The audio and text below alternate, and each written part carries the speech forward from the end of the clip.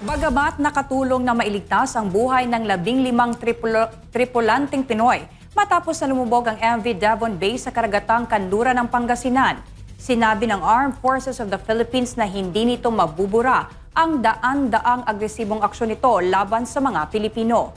Si Almar Forzuelo magbabalita. Una sa lahat, tayo ay natutuwa na ligtas yung ating mga kababayan. Secondly, actions like this are what are expected of responsible Coast Guards around the world, regardless of nationality. Ito ang mensahe ng Armed Forces of the Philippines o AFP matapos na mailigtas ng China Coast Guard ang 15 tripulanteng Pinoy nang lumubog na MV Devon Bay sa karagatang kanluran ng Pangasinan. Sa isang pulong balitaan sa Campo Aguinaldo, sinabi ni Rear Admiral Roy Vincent Trinidad na normal lang para sa isang Coast Guard ang tumulong sakaling may mangyaring sakuna o trahedya sa karagatan. We would like to look at this as every mariner, every Coast Guard is mandated to render assistance to fellow mariners, regardless of creed, regardless of flag, regardless of nationality. Hindi na pinasalamatan ni Trinidad ang Chinese Coast Guard na sumagip sa mga Pinoy na tripulante, lalo pat may mga record ang mga ito ng pangaharas sa mga Pilipino.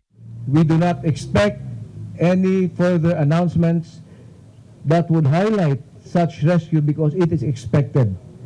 Especially so if the one conducting the rescue has a past record of coercive and aggressive actions.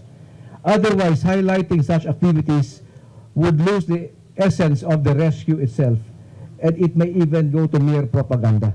Binigyan diin ni Trinidad na hindi mabubura ng Chinese Coast Guard sa pamamagitan ng isang pagtulong ang daan-daang agresibong aksyon nito laban sa mga Pilipino.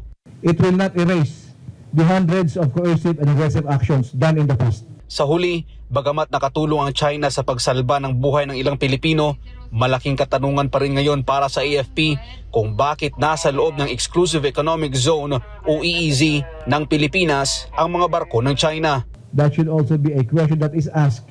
Ano ang ginagawa ng kanilang mga barko sa loob ng ating EEZ?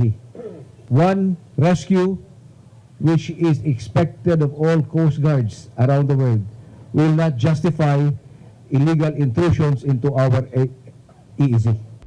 Para sa Diyos sa Pilipinas, kung mahal, Almar Forzuelo, SMNI News.